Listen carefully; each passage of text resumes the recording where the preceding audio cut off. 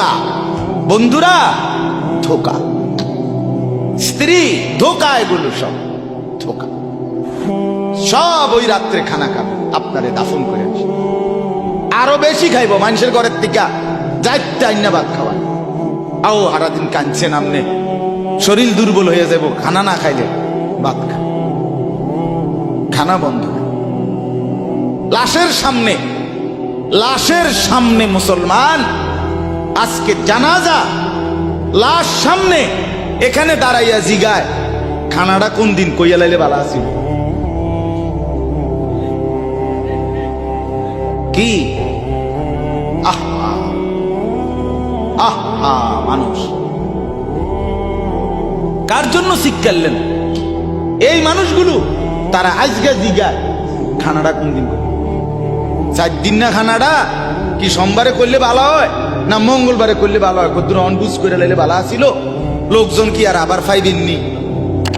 হ্যাঁ, মানুষটিরে আবার কইতো আইবেন, আজকেই কইয়া লাইলে ভালো।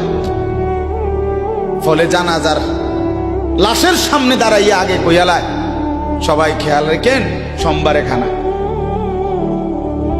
আহ, এর নাম দুনিয়া, এর নাম, এর নাম দুনিয়া। এই জন্য দুনিয়া বড়ই স্বার্থ, এটা রাক্ষস, শুধু গিলে খায়, তৃপ্ত হয়, তৃপ্ত হয়। সেদিন আমি এক কুটিপতির বাড়িতে গেছি, অনেক বড় সম্পদশালীর বাড়িতে গিয়া তার বাসায় বাথরুমে গেছি। দেখি যে বাথরুমের যে দরজা, দরজার যে সিটকারি লাগায়, সিটকারিটা আছে, কিন্তু সিটকারিটা যেটার মধ্যে লাগাই ছোট্ট বল্টু একটা, এটার মধ্যে লাগাই যেটার মধ্যে এটা নাই। এবারে লাভ হলো কি, কিটার মধ্যে লাগাই, কথা বুঝছেন না?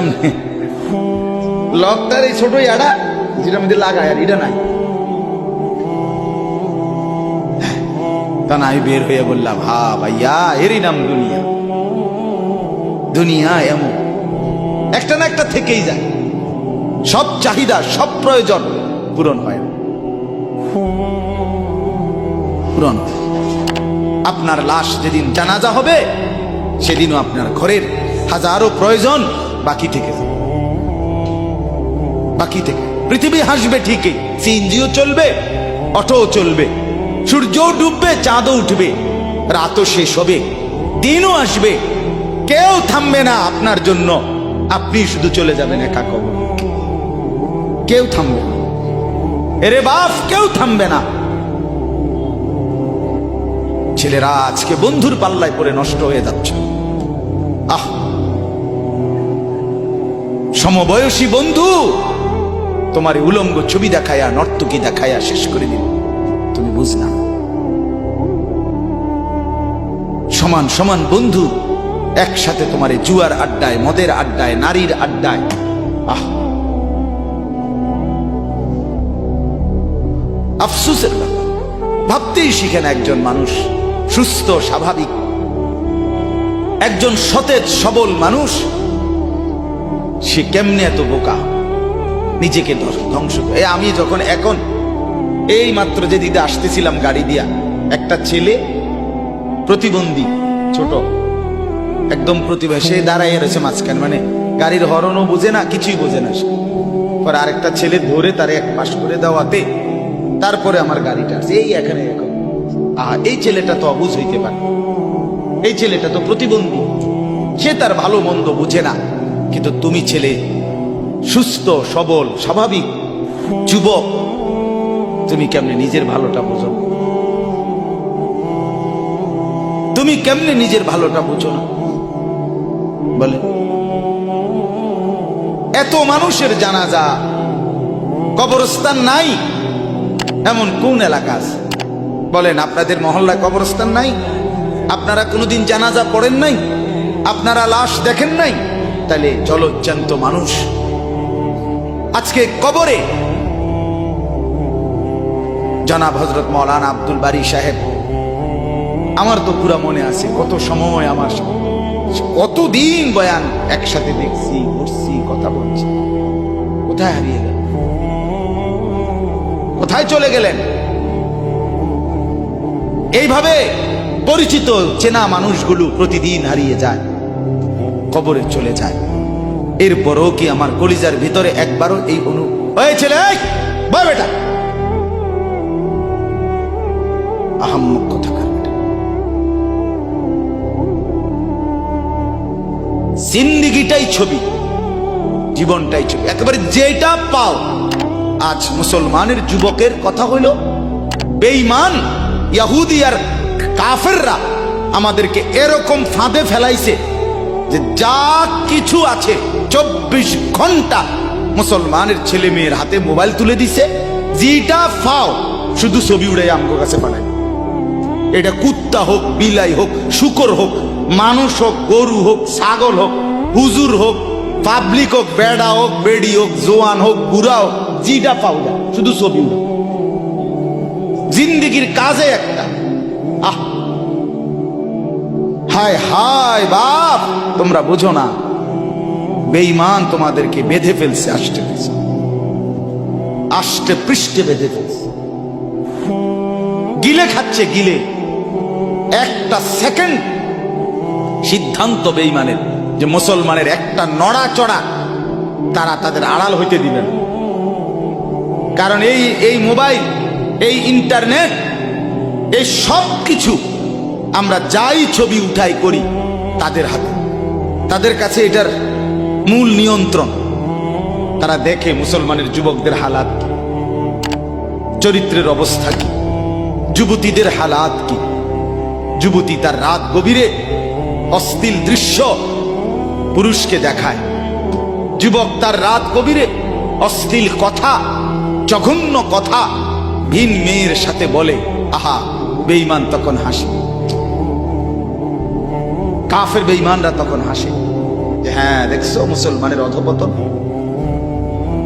মুসলমানের সন্তানের নোংরামি, মুসলমানের সন্তানের অসভ্যতা, এটা তারা হিসাব রাখে। এজন্য ভাইয়া জীবনের কদর করেন। একজন হলে একজনই বোঝেন, দুইজন হলে দুইজনই বোঝেন। বাবাদেরকেও বলি,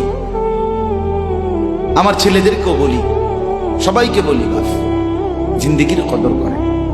এই বলতেছিলাম, এটা আমাদের হায়াত, এটা আমাদের জীবনের সবচেয়ে বড় সম্পদ। এই সময়টা, এই হায়াতটা, আমার জীবন, আমার হায়াত, এটাই আমার সময়, এটাই আমার জীবন। যেটা ঘন্টা, মিনিট, সেকেন্ড, এটাই আমার জিন্দিগি। যেটা জিন্দিগি, এটাই ঘন্টা, মিনিট, সেকেন্ড। আমরা মরার আগে মানুষ বা অসুস্থ হইলে, অ্যাক্সিডেন্ট করলে, বুড়া হইলে মানুষে কয় না যে ভাই আমার আর সময় নেই, ঠিক কিনা বলে, আমার সময় শেষ, তার মানে হায়াত শেষ। তাহলে বোঝা গেল যেটা হায়াত এটাই সময়, যেটা সময় এটাই কি বলেন না হায়াত। হায়াত, হায়াত কদর করে, কদর। ও ভাই, ওই লাল গেঞ্জি, তুমি উঠা কথা বলো, তুমি বাহিরে গিয়ে কথা বলো, যাও। কাফেল কোথাকার, হে নগদ বুঝায়, হেরে অনেক বুঝাইতে আছে, বুঝতে কি কইছে। তুমি শোনো মিয়া, বললাম না তুমি আলাদা শোনো। আমি এ ব্যাপারে কঠোর। 10 মিনিটের জন্য যদি বলি আমার জিন্দিগির সিদ্ধান্ত, গাফেলকে বলবো না, অমনোযোগীকে বলবো না, এটা আমার জিন্দিগির ফয়সালা ইনশাআল্লাহ।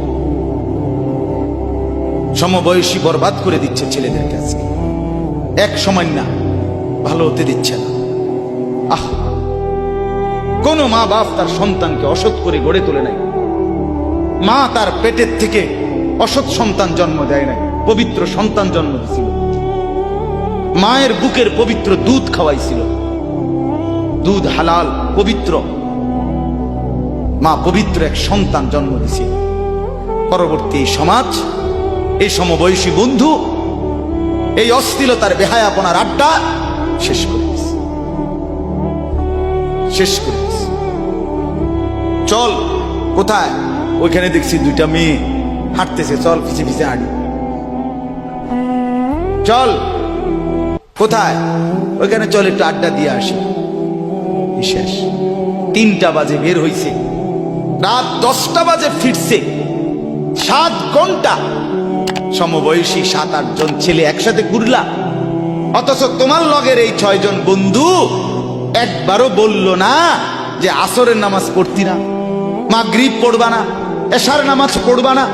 7 ঘন্টায় যেই বন্ধুরা একবারও তোমারে এক ওয়াক্ত নামাজের কথা বলে নাই, বিশ্বাস করো ছেলেরা, এটা বন্ধু না, এটা শয়তান ছাড়া আর কিচ্ছু না।